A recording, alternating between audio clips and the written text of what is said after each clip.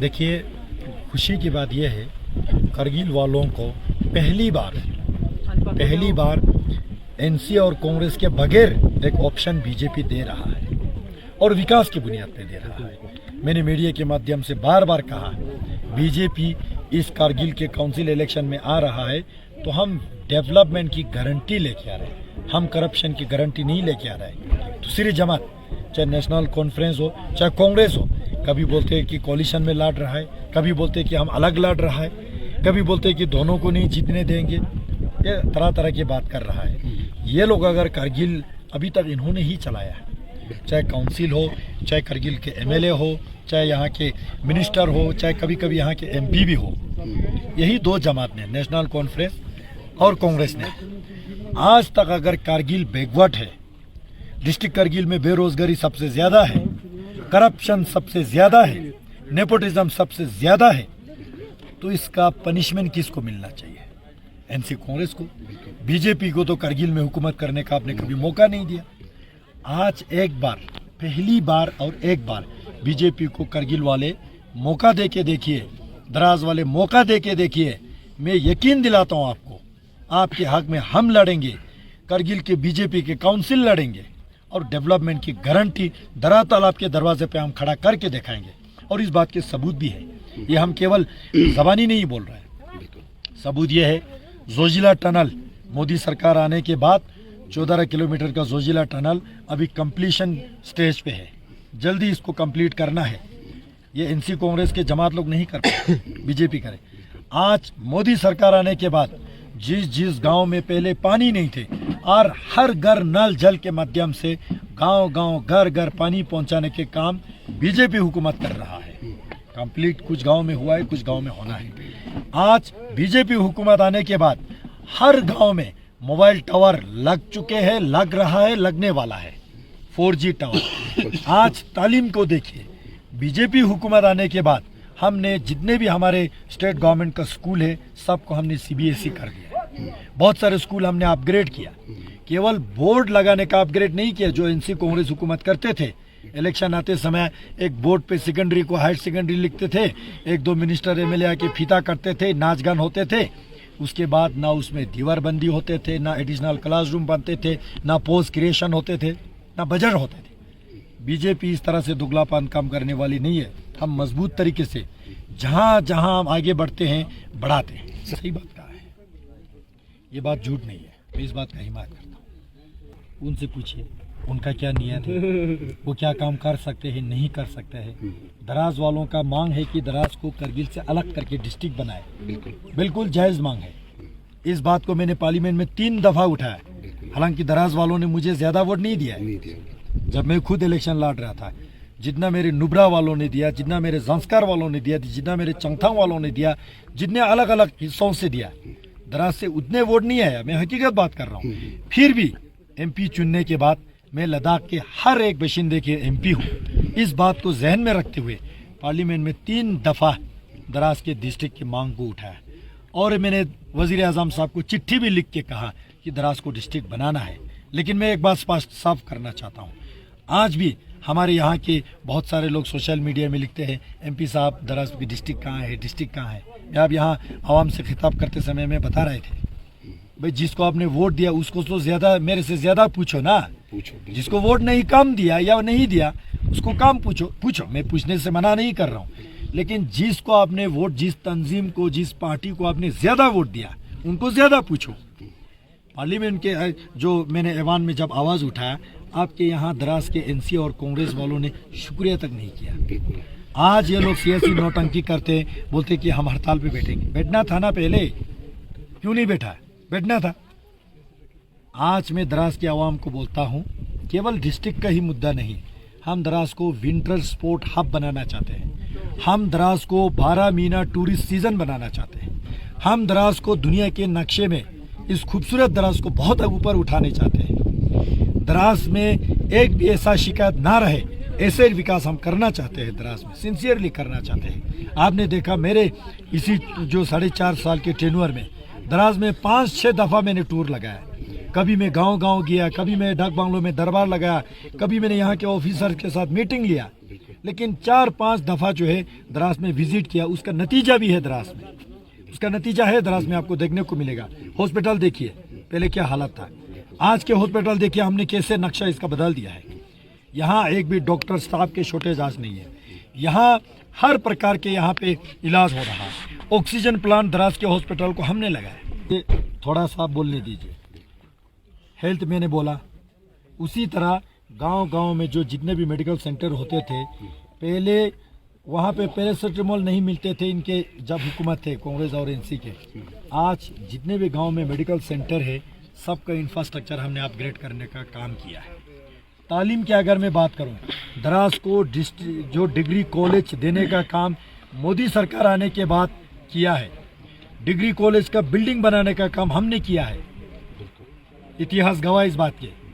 अच्छा, आपने पूछा मुहर्रम के बारे में, देखिए ये बहुत दुख की बात है।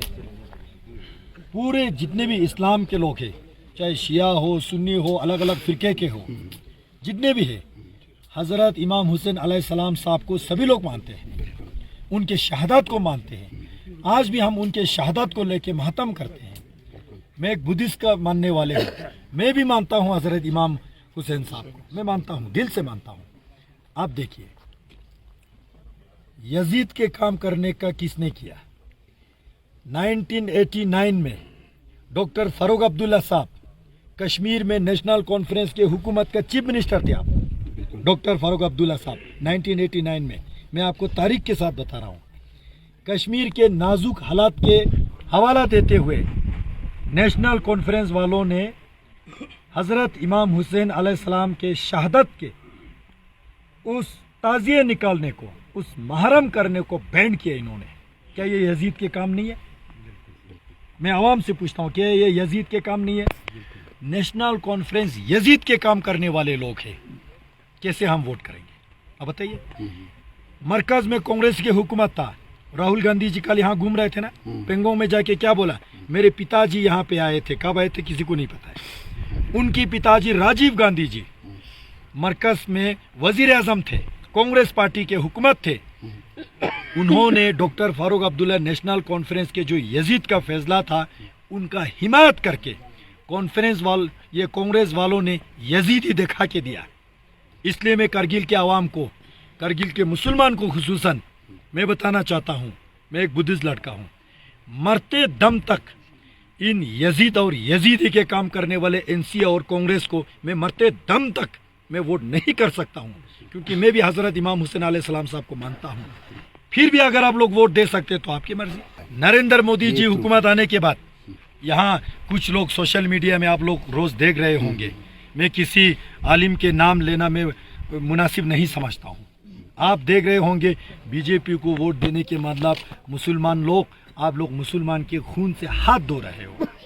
मैं बताना चाहता हूँ, नरेंद्र मोदी सरकार आने के बाद, बीजेपी की हुकूमत आने के बाद 34 साल बाद आज 35 सालवा में श्रीनगर में माह मुहर्रम के दिन, अशूरा के दिन हज़रत इमाम हुसैन अलैहिस्सलाम साहब के शहादत के मातम मनाने दिया, तजिया निकालने दिया।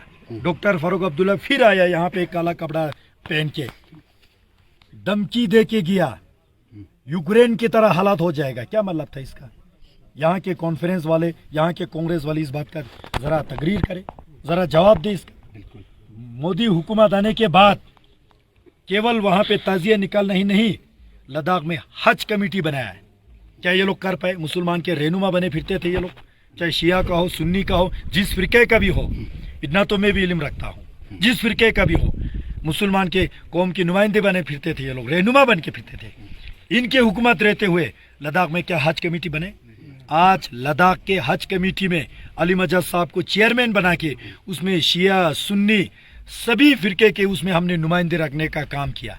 मैं मेंबर ऑफ पार्लियामेंट हूँ, बेशक मैं बुद्धिस्ट हूँ, लेकिन लद्दाख की नुमाइंदा हूँ, और मैं भी उस हज कमेटी के नुमाइंदा बन के हमने यहाँ से 475 हाजीज का जो हमें एप्लीकेशन आया, जितने कोई हमने कोटा नहीं दिया, देखा कोई हमने उसमें लॉटरी नहीं दिया। जितने थे यहाँ पे बहुत सारे बुजुर्ग हाजीज बैठे हैं। मैं पूछना चाहता हूँ, आपके दौर में कितने हज जाते थे सालाना? 8 नफर, 10 नफर, 15 नफर, वो भी लॉटरी से। कोटे से, यारी दोस्ती से, कभी कभी रिश्वत से भी। कितने दुख की बात है, हज जाने के लिए भी इतना आपको तंग होता था। आज मोदी सरकार आने के बाद, यही बीजेपी आने के बाद, लद्दाख से 475 नफर हमने 100% हज भेजने का काम किया, वो भी भेड़ बकरी की तरह मिक्स करके नहीं। लद्दाख से जितने भी हमारे मुसलमान भाई बहन हज किया, सबको अलग से जहाज दिया, सबको अलग से रहने का बंदोबस्त हमने किया, एनसी कांग्रेस ने नहीं किया। आज ये लोग कैसे कह सकते हैं कि बीजेपी मुस्लिम विरोधी है? कैसे कह सकते हैं? देखिए, जब वहां पे ईरान में कोविड के टाइम पे हमारे जबरन लोग फंसे थे, शिया के 800 लोग फंसे थे, 800 लोग। अगर बीजेपी मुस्लिम विरोधी होता तो हम आंख मुंह सब बंद करके बैठ सकते थे, नहीं किया। मैंने पार्लियामेंट के वहाँ फ्लोर पे आवाज उठाया कि ये मेरे लोग हैं। भारतीय जनता पार्टी के एमपी ने आवाज उठाया, पूरी दुनिया जम पे ठप, लॉकडाउन। एक बच्चे भी घर से निकलते थे तो डंडा लगते थे। पूरे वहां से जबरन 800 लोगों को जहाज देके हमने निकाल के ले आया, हिंदुस्तान के अलग अलग जगहों पे क्वारंटाइन करके सही सलामत उनके घर पहुंचाने का काम बीजेपी हुकूमत ने किया। क्या बीजेपी मुस्लिम विरोधी हुआ? अब उनसे पूछिए ना, अब उनसे पूछिए, जो लोग ये वीडियो अलग अलग बयान देते हैं अपने कुर्सी संभालने के लिए, अपने पेट संभालने के लिए जो वीडियो देते हैं ना, उनसे पूछिए ना, क्या आप वाकई हजरत इमाम हुसैन अलैहिस्सलाम साहब को मानने वाले हैं? तो नेशनल कॉन्फ्रेंस को आप कैसे वोट दे सकते हो? कांग्रेस पार्टी को कैसे वोट दे सकते हो? यही लोग तो है।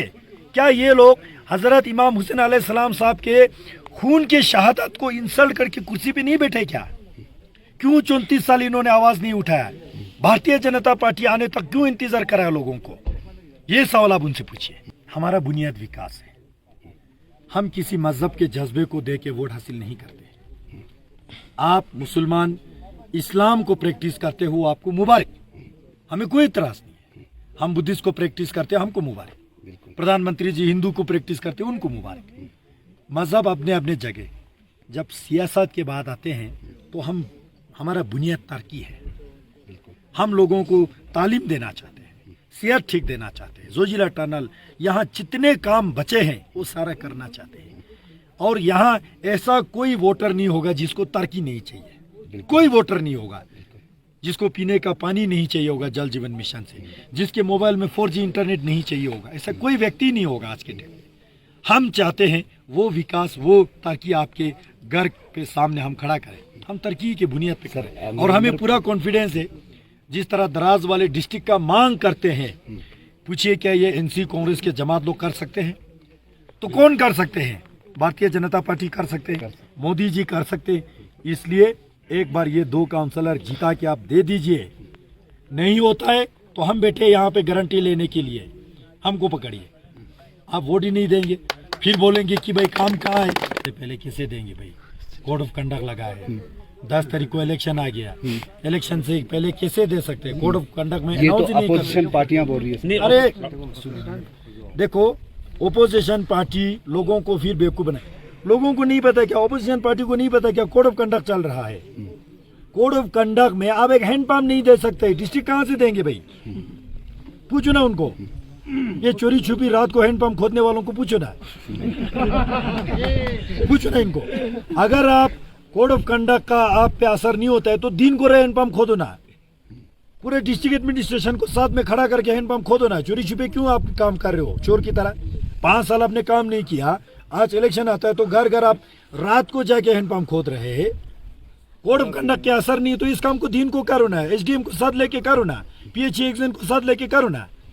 कोड ऑफ कंडक्ट है भाई, कोड ऑफ कंडक्ट में कैसे डिस्ट्रिक्ट का अनाउंस होता है? कितना उम्मीद रखते हो सर इस बार से? देखो, हमारा तो पूरा उम्मीद है, लेकिन जिम्मेवारी लोगों पे है। जब तक लोग वोट नहीं करेंगे हम उम्मीद करके क्या फायदा है? और हमें उम्मीद तो है लोग इस बार भारतीय जनता पार्टी को एक बार मौका देंगे, जरूर देंगे। दोनों कॉन्स्टिट्यूएंसी अपर लोअर दोनों देंगे। बहुत बहुत धन्यवाद।